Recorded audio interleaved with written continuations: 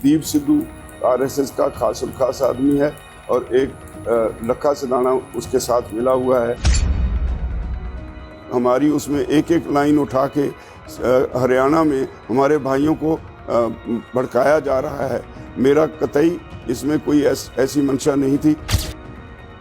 हमने 26 जनवरी के बाद एक पश्चाताप भी किया। आज हम सद्भावना यात्रा निकालने वाले हैं तिरंगे की के सत्कार के लिए, सभी मिलके ਸਿੰਘੂ ਬਾਰਡਰ पे। ਦਿੱਲੀ 'ਚ 26 ਜਨਵਰੀ ਨੂੰ ਕਿਸਾਨਾਂ ਨੇ ਵੱਡੇ ਪੱਧਰ ਤੇ ਟਰੈਕਟਰ ਰੋਸ ਮਾਰਚ ਕੀਤਾ, ਜਿਸ ਤੋਂ ਖੁਦ ਕਿਸਾਨਾਂ ਨੂੰ ਹੀ ਬਹੁਤ ਉਮੀਦਾਂ ਸੀ, ਪਰ ਇਹ ਟਰੈਕਟਰ ਮਾਰਚ ਸ਼ੁਰੂ ਹੋਣ ਦੇ ਕੁਝ ਘੰਟਿਆਂ ਬਾਅਦ ਹੀ ਹਿੰਸਾ 'ਚ ਬਦਲ ਗਿਆ ਤੇ ਅਖੀਰ 'ਚ ਕਿਸਾਨ ਜਥੇਬੰਦੀਆਂ ਨੂੰ ਇਸ ਮਾਰਚ ਨੂੰ ਵਾਪਸ ਲੈਣਾ ਪਿਆ। ਉੱਥੇ ਹੀ ਹੁਣ ਕਿਸਾਨ ਆਗੂ ਬਲਵੀਰ ਸਿੰਘ ਰਾਜੇਵਾਲ ਨੇ ਅਦਾਕਾਰ ਦੀਪ ਸਿੱਧੂ ਸਣੇ ਲੱਖਾ ਸਿਧਾਣਾ ਤੇ ਵੱਡੇ ਹਮਲੇ ਕੀਤੇ ਨੇ। ਉਹਨਾਂ ਇਲਜ਼ਾਮ ਲਾਇਆ ਕਿ ਕੇਂਦਰ ਸਰਕਾਰ ਕਿਸਾਨ ਅੰਦੋਲਨ ਨੂੰ ਖਰਾਬ ਕਰਨ ਲਈ तरह ਦੇ ਹੱਥ ਕੱਢੇ ਵਰਤ ਰਹੀ है। किसान भाइयों, केंद्र सरकार ने जो कानून पिछले जून महीने में ऑर्डिनेंस जारी करके बनाए, उसके खिलाफ सारे देश में अब आंदोलन खड़ा हो गया है।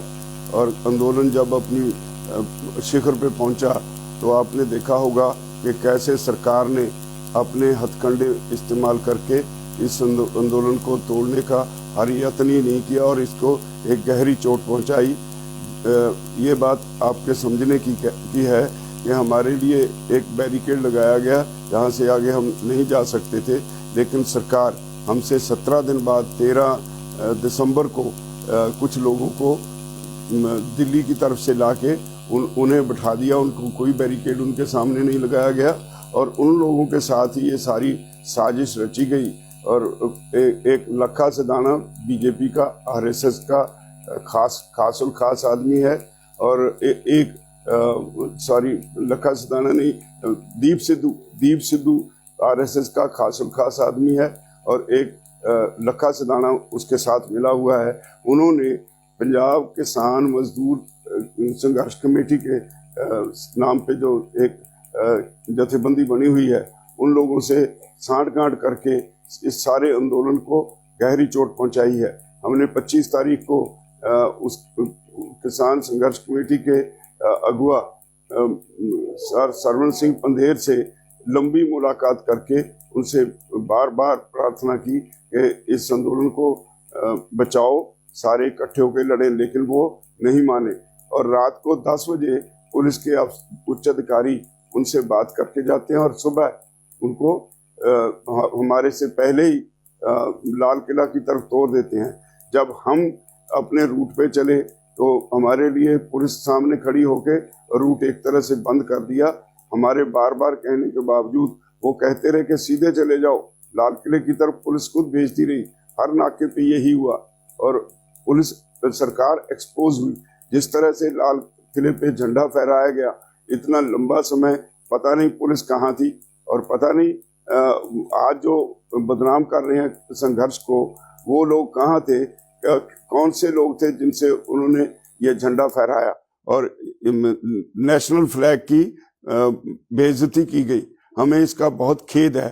हमने, हालांकि हमारी इसमें कोई गलती नहीं, क्योंकि आंदोलन की शुरुआत हमने की थी, इसलिए कल हमने प्रेस कॉन्फ्रेंस करके इसके लिए भी अपनी इखलाकी जिम्मेवारी समझते हुए माफ़ी मांगी देशवासियों से कि अगर किसी ने भी इस आंदोलन का नाम लेके नेशनल फ्लैग की बेअदबी की है तो हम उसके लिए हमें खेद है। ਬਲਵੀਰ ਰਾਜੇਵਾਲ ਨੇ ਕਿਹਾ ਕਿ ਉਹਨਾਂ ਦੇ ਭਾਸ਼ਣ 'ਚੋਂ ਲਾਈਨਾਂ ਕੱਟ ਕੇ ਹਰਿਆਣਾ ਦੇ ਕਿਸਾਨਾਂ ਨੂੰ ਭੜਕਾਉਣ ਦੀ ਕੋਸ਼ਿਸ਼ ਕੀਤੀ ਜਾ ਰਹੀ ਹੈ। ਉਹਨਾਂ ਹਰਿਆਣਾ ਦੇ ਕਿਸਾਨਾਂ ਨੂੰ ਅਜਿਹੀਆਂ ਅਫਵਾਹਾਂ ਤੋਂ ਬਚਣ ਦੀ ਅਪੀਲ ਕੀਤੀ ਹੈ ਤੇ ਨਾਲ ਹੀ ਕਿਸਾਨ ਅੰਦੋਲਨ 'ਚ ਲਗਾਤਾਰ ਡਟੇ ਰਹਿਣ ਦੀ ਗੱਲ ਆਖੀ ਹੈ। इसके अलावा तरह तरह की अफवाहें फैलाई जा रही हैं। किसान आंदोलन किसानों का है और किसानों के भविष्य की बात है और इसमें कुछ स्पीचेस हमारी उसमें एक एक लाइन उठा के हरियाणा में हमारे भाइयों को भड़काया जा रहा है।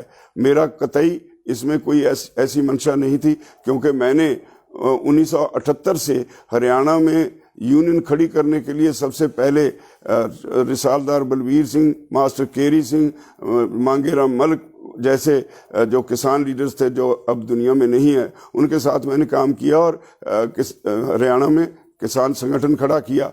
और ये कैसे हो सकता है कि मैं हरियाणा के अपने ही भाइयों के खिलाफ कोई बात कहूँ? मेरा ऐसा कोई कतई मंशा नहीं। हाँ, कई बार अपने बच्चों को समझाने के लिए कुछ कहना पड़ता है। इसका मतलब ये नहीं कि हम उनके खिलाफ हैं या हरियाणवी भाइयों के खिलाफ हैं।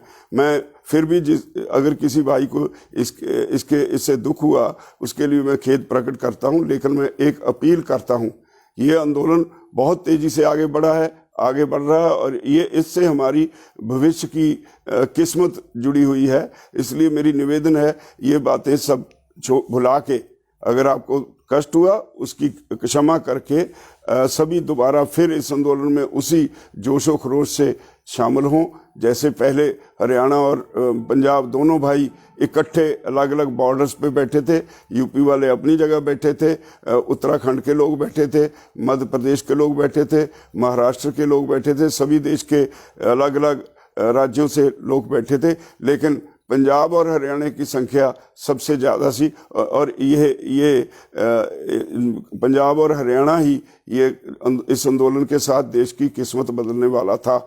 लेकिन सरकार अपने षड्यंत्र में कामयाब हुई, वो एक गहरी चोट पहुंचाई गई। हम सभी इस घाव से अभी तक जख्मी हैं और इसी दशा में कई बार कई बातें मुंह से निकल जाती हैं। मैं समझता हूं मेरे सारे भाई हैं हरियाणा वाले, वो मेरी इस बात को समझते हुए मेरी इस स्थिति को समझते हुए दोबारा इस आंदोलन में गांव-गांव में प्रचार करके लोगों को इसमें और तेजी से, पहले से भी ज़्यादा जोर से इसमें शमूलियत करें ताकि सरकार अपने षड्यंत्र में कामयाब ना हो सके। और अभी हमने 26 जनवरी के बाद एक पश्चाताप भी किया। आज हम सद्भावना यात्रा निकालने वाले हैं तिरंगे के सत्कार के लिए सभी मिलके सिंघू बॉर्डर पे। और इसी तरह अगला प्रोग्राम 30 जनवरी को गांधी जी के शहीदी दिन पे एक दिन का सारी लीडरशिप अनशन करेगी। और 1 जनवरी का प्रोग्राम फिलहाल इसीलिए क्योंकि कन्फ्रंटेशन का माहौल सरकार बना रही है, इसीलिए हमने पोस्टपोन कर दिया है। तो मेरी सभी भाइयों से निवेदन है, मेरी इस बात को गंभीरता से लें। आंदोलन बहुत बड़ा है, आंदोलन आपके भविष्य का, आपके बच्चों का, आपके परिवारों का, उन सब के लिए है और उनके भविष्य को तय करेगा। इसलिए ये छोटी बातें, मैं बहुत छोटा आदमी हूँ आंदोलन के मुकाबले। अगर किसी को दुख हुआ है तो मेरी बातों से नाराज होके आंदोलन को मत बिगाड़ें, आंदोलन को उसी सतर पर फिर लेके आए। मैं उम्मीद करता हूं कि सभी भाई मेरी इस बात को जरूर मानेंगे। धन्यवाद। ਦੱਸ ਦਈਏ ਕਿ ਬੀਤੇ ਕੱਲ ਸੰਯੁਕਤ ਕਿਸਾਨ ਮੋਰਚੇ ਦੀ ਮੀਟਿੰਗ ਹੋਈ ਹੈ, ਜਿਸ ਵਿੱਚ ਕਿਸਾਨ ਆਗੂਆਂ ਨੇ ਇੱਕ ਮਾਰਚ ਨੂੰ ਸੰਸਦ ਘੇਰਨ ਦਾ ਪਲਾਨ ਰੱਦ ਕਰ ਦਿੱਤਾ ਹੈ ਤੇ ਉਹਨਾਂ ਵੱਲੋਂ ਖੇਤੀ ਕਾਨੂੰਨ ਰੱਦ ਨਾ ਹੋਣ ਤੱਕ ਕਿਸਾਨ ਸੰਘਰਸ਼ ਲਗਾਤਾਰ ਜਾਰੀ ਰੱਖਣ ਦਾ ਐਲਾਨ ਕੀਤਾ ਗਿਆ ਹੈ। ਬਿਊਰੋ ਰਿਪੋਰਟ, ਪੰਜਾਬੀ ਲੋਕ ਚੈਨਲ।